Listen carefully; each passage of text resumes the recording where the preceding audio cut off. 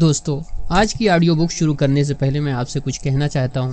محمد عربی صلی اللہ علیہ وسلم کتاب کا آڈیو بک بنانے کا جو خاص مقصد ہے وہ یہ ہے کہ یہ کتاب بہت ہی آسان زبان میں لکھی ہوئی ہے، مختصر معلومات ہے، پر ایسے انداز میں بیان کیا گیا ہے کہ سننے اور پڑھنے والے کو اچھی طرح سمجھ میں آ جائے۔ پھر ایسے لوگ جنہیں کتاب پڑھنے کا موقع نہیں ملتا یا جو لوگ اردو یا ہندی پڑھنا نہیں جانتے، ان کو اس آڈیو بک کے ذریعے پیارے نبی صلی اللہ علیہ وسلم کی سیرت کے بارے میں کچھ معلومات دی جائے تاکہ وہ سیرت سے واقف ہو سکیں۔ سیرت کو جاننے کے کئی فائدے ہیں۔ اگر ہم سیرت کو اچھی طرح سے جانیں گے تو رسول پاک صلی اللہ علیہ وسلم کی حدیث کو اچھی طرح سمجھنے میں آسانی ہوگی۔ پتہ چلے گا کہ اسلام کی دعوت و تحریک کو آگے بڑھانے میں آپ صلی اللہ علیہ وسلم پر کیسے کیسے دور آئے، آپ صلی اللہ علیہ وسلم کو کن کن چیلنجز کا سامنا تھا۔ جب تاریخ ہمارے سامنے ہوگی تو قرآن کی آیات کو سمجھنے میں بھی بڑی آسانی ہوگی کہ کون سی آیت یا سورہ کس پس منظر اور بیک گراؤنڈ میں نازل ہوئی ہے۔ لہٰذا قرآن اور حدیث کو اچھی طرح سمجھنے کے لیے سیرت کا جاننا بہت ضروری ہے۔ اسی مقصد کو پیش نظر رکھتے ہوئے میں نے یہ کوشش کی ہے۔ لہٰذا دین کی باتیں سننے اور سمجھنے میں آپ جو وقت لگائیں گے وہ وقت بیکار نہیں جائے گا، بلکہ وہ وقت انشاءاللہ نیکیوں میں شمار ہوگا اور آپ کے لیے آخرت کا کیش ہوگا جو آخرت میں نجات کا ذریعہ بنے گا۔ لہٰذا سیرت کے کسی بھی پارٹ کو نظر انداز نہ کریں۔ اللہ سے دعا ہے کہ وہ ہماری کوششوں کو قبول فرمائے اور جس مقصد کے لیے اسے بنایا جا رہا ہے وہ مقصد بھی حاصل ہو۔ اس لیے سامعین سے گزارش ہے کہ آپ اسے غور سے ضرور سنیں۔ سننے کے بعد ویڈیو کو لائک کریں اور پڑھے لکھے سامعین کمنٹس کر کے یعنی لکھ کر بتائیں کہ کیسا لگا اور پڑھنے میں کہاں کمی رہ گئی جسے سدھارا جائے اور اندازہ ہو سکے کہ اسے تیار کرنے میں اور کیا اچھا ہو سکتا ہے۔ اس سے میری حوصلہ افزائی ہوگی اور میں اسی طرح آگے بھی آپ کے لیے الگ الگ موضوع پر آڈیو ویڈیو بناتا رہوں گا۔ اس لیے آخر میں پھر آپ سے درخواست ہے کہ آپ سننے کا حق ادا کریں، اور اچھی بات سننے کا حق یہ ہے کہ آپ اسے دوسرے بہن بھائیوں تک بھی پہنچا دیں۔ اللہم صلی علی محمد وعلی آلہ وصحبہ وسلم۔ اللہم صلی علی۔ مسلمان رفتہ رفتہ بڑھ رہے تھے، اس سے قریش بہت پریشان اور فکر مند تھے، لیکن حضرت حمزہ رضی اللہ تعالیٰ عنہ کا اسلام لانا تو ان کے لیے ایک سانحہ تھا، ان کی عزت و اقتدار کے لیے کھلا ہوا خطرہ تھا۔ جس نے بھی یہ خبر سنی اس نے سر تھام لیا، غم و غصہ سے دیوانہ ہو گیا۔ ہر طرف بے چینی پھیل گئی، ہر طرف اداسی چھا گئی۔ جہاں دو آدمی جمع ہوتے اسی کا رونا روتے، اسی پر رنج و غم کا اظہار کرتے۔ ایک روز کا واقعہ ہے، قریش جمع تھے، آپس میں باتیں کر رہے تھے۔ پیارے نبی صلی اللہ علیہ وسلم کا ذکر چھڑا تھا، وہی اپنی بے بسی کا رونا تھا۔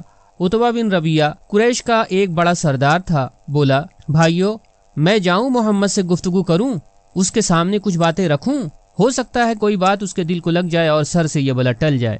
جاؤ ابو ولید، ضرور جاؤ، کسی طرح اسے راضی کرو۔ سب ایک ساتھ بول پڑے۔ عتبہ اٹھا، پیارے نبی صلی اللہ علیہ وسلم کے پاس آیا، بولا، بھتیجے، تمہیں معلوم ہے تم کتنے اونچے خاندان کے فرزند ہو، ہمارے دل میں تمہارا کیا مقام ہے اس سے بھی تم واقف ہو، مگر تم نے تو بہت بری آواز اٹھائی ہے، دیکھ رہے ہو پوری قوم تتر بتر ہو گئی، سارا نظام درہم برہم ہو گیا۔ اچھا سنو، میں کچھ باتیں رکھتا ہوں، ہو سکتا ہے کوئی بات تمہارے دل کو لگ جائے، تمہیں اپنی غلطی کا احساس ہو جائے۔ پیارے نبی، ہاں ہاں کہیے ابو ولید، میں خوشی سے سنوں گا۔ عتبہ، بھتیجے، قوم میں پھوٹ ڈالنے سے فائدہ کیا؟ دولت چاہتے ہو تو بتاؤ، دولت چاہتے ہو تو بتاؤ، تمہارے سامنے ہم دولت کے ڈھیر لگا دیں۔ سرداری کا شوق ہو تو تمہیں اپنا سردار بنا لیں، بادشاہت کی تمنا ہو تو ہم اس کے لیے بھی تیار ہیں۔ پھر تمہارے بغیر کوئی فیصلہ نہ ہوگا، جو تم کہو گے وہی ہوگا، اور اگر تم پر سایہ ہو گیا ہے اور اس کے مقابلے میں تم بے بس ہو تو بتاؤ، ہم علاج کا اچھے سے اچھا انتظام کریں گے، جب تک اچھے نہیں ہو جاؤ گے پانی کی طرح دولت بہائیں گے۔ اس طرح عتبہ وہی باتیں کر رہا تھا جو اس سے پہلے لوگ کر چکے تھے۔ عتبہ اپنی باتیں کہہ چکا تو آپ صلی اللہ علیہ وسلم نے فرمایا، ابو ولید، میں بھی کچھ سناتا ہوں، ذرا غور سے سنیے گا۔ آپ صلی اللہ علیہ وسلم نے سورہ حامیم سجدہ کی تلاوت کی۔ عتبہ بڑی توجہ سے سنتا رہا، کئی جگہ تو اس کا دل دہل دہل گیا۔ آپ صلی اللہ علیہ وسلم تلاوت سے فارغ ہوئے تو وہ اٹھا اور سیدھا قریش کی طرف چل پڑا، لیکن اب اس کی رائے پہلی جیسی نہ تھی، اب اس کے دل کی دنیا بدل چکی تھی۔ ساتھیوں نے اسے دور سے ہی دیکھ کے کہا، خدا کی قسم یہ وہ چہرہ نہیں جو یہاں سے گیا تھا۔ عتبہ قریب ہوا تو سب نے ایک ساتھ للکارا، کہو ابو ولید، کیا رہا، کوئی اچھی خبر لائے؟ ابو ولید، خدا کی قسم میں نے بے شمار شاعروں کے قصیدے سنے، بے شمار کاہنوں کے کلام سنے، لیکن یہ تو چیز ہی اور ہے، اس جیسی چیز تو میرے کانوں نے اب تک نہ سنی۔ بھائیو میری بات مان لو، جو کچھ وہ کرتا ہے کرنے دو، اس کو عرب پر چھوڑ دو۔ اگر وہ غالب آ گئے تو تمہارا مقصد حاصل ہے، بھائی کے خون میں ہاتھ رنگنے سے بچ جاؤ گے، اور اگر وہ اس کے سامنے جھک گئے تو اس کی عزت تو تمہاری عزت ہے، اس کی طاقت تو تمہاری طاقت ہے۔ قریش: ابو ولید خدا کی قسم تم پر بھی جادو چل گیا، تم بھی اس کے جادو سے نہ بچ سکے۔ عتبہ: میں نے جو سمجھا کہہ دیا، اب تم جانو تمہارا کام۔ قریش کسی کو قرآن گنگناتا سن لیتے تو بہت ستاتے اور مذاق اڑاتے، کسی کو نماز پڑھتا دیکھ لیتے تو آوازیں کستے اور قہقہے لگاتے، صرف ہٹ دھرمی اور دشمنی کے مارے، ورنہ پیارے نبی صلی اللہ علیہ وسلم کی باتیں جاننے کا انہیں بہت شوق تھا، قرآن کی آیتیں سننا بھی بہت مرغوب تھا۔ ہاں تو مسلمان ان سے بہت بچتے، قرآن پڑھنا ہوتا تو چھپ چھپا کر پڑھتے، کچھ یاد کرنا ہوتا تو ہلکی آواز سے یاد کرتے۔ ایک روز انہی میں سے کسی نے کہا، قرآن بہت ہلکی آواز سے پڑھا جاتا ہے، قریش نے تو اسے قاعدے سے سنا نہیں، وہ کیا جانے اس کے جمال و جلال کا عالم۔ ہے کوئی جو اس کی ہمت کرے، ہے کوئی جو انہیں جا کر قرآن سنائے۔ عبداللہ بن مسعود رضی اللہ تعالیٰ عنہ حضور صلی اللہ علیہ وسلم کے ایک مخلص ساتھی تھے، بہت پہلے اسلام لائے تھے۔ جھٹ بولے، ہمت کیا کرنی ہے، میں تو جاتا ہوں، آج میں انہیں قرآن سناؤں گا۔ عبداللہ تمہارے لیے خطرہ ہے، کوئی ایسا آدمی ہو جو مضبوط قبیلے کا ہو کہ مشرکین اس پر ہاتھ اٹھائیں تو اس کا قبیلہ اس کو بچا سکے۔ ساتھیوں نے مشورہ دیا۔ عبداللہ: ڈرنے کی کوئی بات نہیں، تم لوگ فکر نہ کرو، اللہ مجھے بچائے گا۔ وہ اٹھے اور خانہ کعبہ کی طرف چل دیے۔ خانہ کعبہ کے پاس قریش جلسہ جمائے بیٹھے تھے۔ مقام ابراہیم کے پاس پہنچ کر ان کی آواز گونجی، بسم اللہ الرحمن الرحیم، الرحمن علم القرآن۔ وہ نہایت اطمینان سے سورہ رحمان پڑھنے لگے۔ لوگ ابن مسعود رضی اللہ تعالیٰ عنہ کی طرف متوجہ ہو گئے، ہر ایک دوسرے سے پوچھ رہا تھا، ابن ام معبد یعنی عبداللہ بن مسعود کیا کہہ رہا ہے؟ کسی نے للکارا، ارے یہ تو محمد کا کلام ہے، محمد کا کلام یہاں کون پڑھ رہا ہے، نوچ لو اس کا منہ۔ اب کیا تھا، سارے مشرک ٹوٹ پڑے، بے تحاشا منہ پر تماچے برسانے لگے۔ ابن مسعود رضی اللہ تعالیٰ عنہ نے ذرا بھی پرواہ نہ کی، مار پڑتی رہی اور وہ بلند آواز سے قرآن پڑھتے رہے۔ پھر لوٹ کر ساتھیوں میں آئے، چہرہ لہو لہان تھا۔ ابن مسعود: ہم کو اسی کا ڈر تھا۔ ساتھیوں نے رنج و افسوس کا اظہار کیا، خدا کے دشمن آج سے زیادہ مجھے کبھی کمزور نہیں نظر آئے، کہو تو کل پھر اسی طرح سناؤں۔ ابن مسعود رضی اللہ تعالیٰ عنہ نے نہایت فاتحانہ انداز میں جواب دیا، رہنے دو، اتنا کافی ہے، آج انہیں قرآن سنا دیا گیا، اپنا فرض ادا ہو گیا۔ ساتھیوں نے ان کی ہمت کی داد دی۔ قرآن، ہاں یہی قرآن جس سے قریش کو اتنی چڑھ تھی، اسے سننے کے لیے بھی وہ بے چین رہتے اور ساتھیوں سے چھپ چھپ کر سنا کرتے۔ ہر ایک کو شوق تھا وہ ذرا محمد کا کلام سنے، دیکھے کیسا کلام ہے جس کے سامنے شاعروں کی شاعری پھیکی پڑ گئی، کاہنوں کا کلام ماند پڑ گیا اور جو جادوگروں کے جادو سے بھی نمبر لے گیا۔ جب رات کی تاریکی پھیل جاتی، ہر طرف سناٹا چھا جاتا تو قریش کے بڑے بڑے سردار آپ صلی اللہ علیہ وسلم کے گھر کا رخ کرتے، وہاں قریب ہی کہیں دپک کر بیٹھ جاتے۔ خاموشی اور سکون کا وقت ہوتا، اس سکون میں آپ صلی اللہ علیہ وسلم نماز میں مصروف ہوتے، بہت ہی میٹھی آواز سے قرآن پڑھتے، خوبصورتی کے ساتھ اسے بار بار دہراتے۔ یہ لوگ خاموشی سے بیٹھے سنا کرتے، جب پاؤں پھٹنے کو ہوتی تو دبے پاؤں گھر لوٹ آتے۔ رات کے پردے میں یہ سب ہو جاتا، کسی کو کانوں کان خبر نہ ہوتی، خود آپ صلی اللہ علیہ وسلم بھی اس سے بے خبر رہتے۔ ایک دن کی بات ہے، ابو جہل، ابو سفیان اور اخنس اپنے اپنے گھروں سے نکلے، ہر طرف اندھیرا اور سناٹا تھا۔ یہ تینوں آپ صلی اللہ علیہ وسلم کے گھر کے پاس آئے اور چھپ چھپ کے بیٹھ گئے۔ تینوں اپنے اپنے گھروں سے اکیلے چلے، رات اندھیری تھی، کوئی کسی کو دیکھ نہ سکا۔ وہاں پہنچے تو آپ قرآن پڑھ رہے تھے، آواز انتہائی رسیلی اور پیاری تھی، کانوں کو بہت بھلی لگ رہی تھی۔ ہر ایک قریب ہی دپک کر بیٹھ گیا اور سمجھتا رہا میں یہاں تنہا ہوں۔ پھر اندھیرے منہ سب اپنے اپنے گھروں کو لوٹ پڑے۔ خدا کا کرنا، ایک جگہ آ کر تینوں مل گئے، ہر ایک دوسرے کا مقصد تاڑ گیا۔ تینوں اپنی اپنی غلطی پر شرمندہ ہوئے اور آئندہ کے لیے کان پکڑ لیا۔ ہر ایک نے کہا، اگر کسی نے دیکھ لیا تو بڑا غضب ہو جائے گا، ہمارا سارا کھیل بگڑ جائے گا اور محمد کے لیے میدان صاف ہو جائے گا۔ دوسری رات آئی تو ابو جہل پھر آپ صلی اللہ علیہ وسلم کے گھر کے پاس جا کر دپک گیا اور قرآن سننے لگا۔ وہ سوچ رہا تھا آج تو وہ دونوں آئیں گے نہیں۔ کچھ دیر بعد ابو سفیان بھی آ پہنچا، وہ بھی قریب ہی دپک کر بیٹھ گیا، اس کا بھی خیال تھا آج تو وہ دونوں آئیں گے نہیں۔ کچھ ہی دیر بعد اخنس بھی آ پہنچا، وہ بھی کہیں قریب ہی بیٹھ گیا، اس کا بھی خیال تھا آج تو وہ دونوں آئیں گے نہیں۔ پھر نور کے تڑکے تینوں لوٹ پڑے۔ اتفاق سے آج بھی سب کی مدبھیڑ ہو گئی۔ وہ سب پھر شرمندہ ہوئے اور آئندہ کے لیے توبہ کی۔ تیسری رات آئی تو پھر ابو جہل نے آپ صلی اللہ علیہ وسلم کے گھر کا رخ کیا۔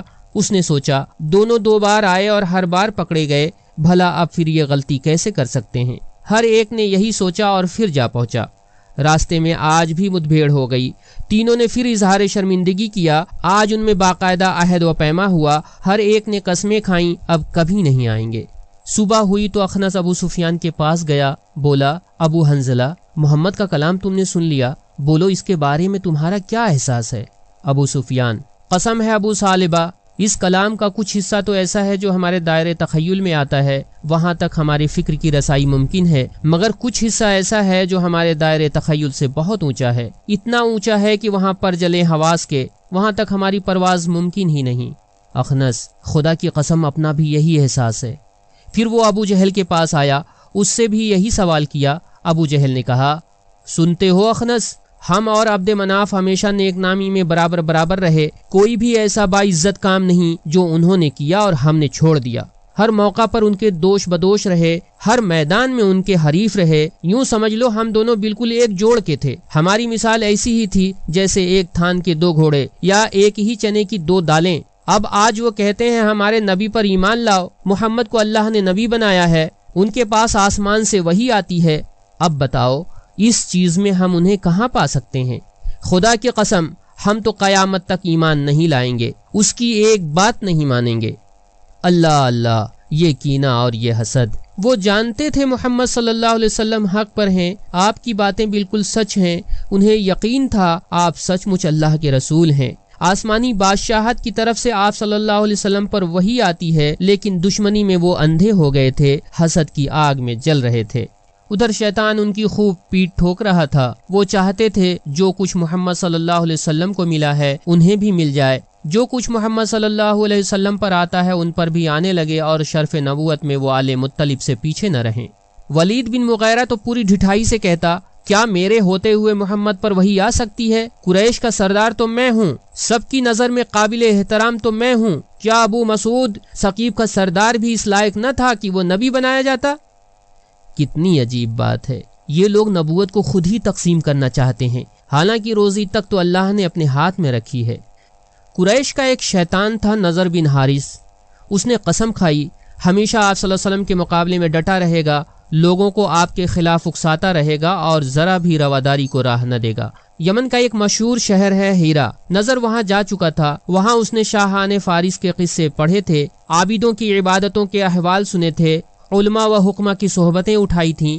یہ سائے کی طرح آپ صلی اللہ علیہ وسلم کے پیچھے لگا رہتا، جہاں کہیں دیکھتا آپ لوگوں کو اسلام کی دعوت دے رہے ہیں، کفر کے برے انجام سے ڈرا رہے ہیں، عبرت کے لیے پچھلی قوموں کے واقعات سنا رہے ہیں اور اس طرح ان کے دلوں کو نرم کرنا چاہتے ہیں۔ جھٹ یہ بھی وہیں پہنچ جاتا، آپ وہاں سے چلے جاتے تو لوگوں سے کہتا بھائیو میں تو اس سے بھی اچھی باتیں بتا سکتا ہوں، لو سنو میں سناتا ہوں۔ وہ انہیں ایران کے واقعات سناتا، وہاں کے بادشاہوں کے قصے سناتا، وہاں کے مذاہب و ادیان کے تذکرے کرتا اور نہ جانے کیسی کیسی دلچسپ اور خیالی داستانیں سناتا، پھر کہتا محمد کا کلام میرے کلام سے اچھا کیسے ہو سکتا ہے؟ کیا میری طرح وہ بھی پچھلوں کی داستانیں نہیں سناتا؟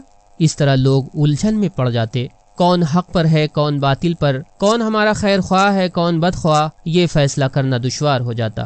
نظر کی سرکشی پورے زور پر تھی۔ اسی زمانے میں ساتھیوں نے کہا ابو معید کے بیٹے عقبہ کو ساتھ لے لو، مدینے جا کر یہودی عالموں سے ملو، ان سے محمد کی ساری باتیں بیان کرو اور پوچھو اس سلسلے میں ان کا کیا خیال ہے۔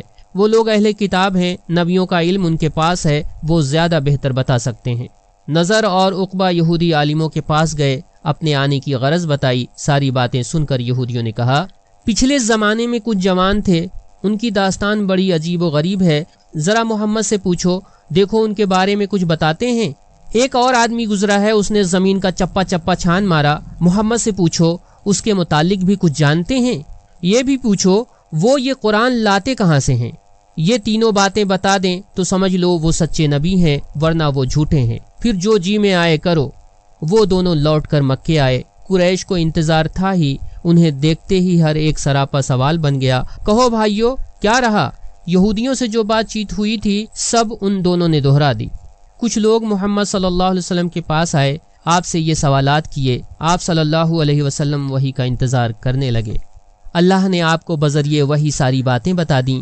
جوانوں کا قصہ بھی بتایا جو سورہ کہف میں تفصیل سے موجود ہے۔ جس نے مشرق و مغرب کو تاراج کیا اور زمین کا چپا چپا چھان مارا، اس کے متعلق بھی بتایا کہ وہ ذوالقرنین تھے۔ ان کے ساتھ یہ واقعہ پیش آیا، ان کا ذکر بھی سورہ کہف میں موجود ہے۔ تیسرے سوال کے بارے میں فرمایا، انہیں بتا دو یہ وحی میرے رب کے حکم سے آتی ہے، مگر تم لوگ انسانی کلام اور آسمانی کلام میں تمیز ہی نہیں کر پاتے اور شبہ کرتے ہو کہ یہ انسانی کلام ہے۔ کوئی انسان اسے گڑھا کرتا ہے، وجہ یہ ہے کہ تم علم سے محروم اور بصیرت سے کوسوں دور ہو۔ وَيَسْأَلُونَكَ عَنِ الرُّوحِ قُلِ الرُّوحُ مِنْ عَمْرِ رَبِّي وَمَا أُوتِيتُم مِّنَ الْعِلْمِ إِلَّا قَلِيلٌ۔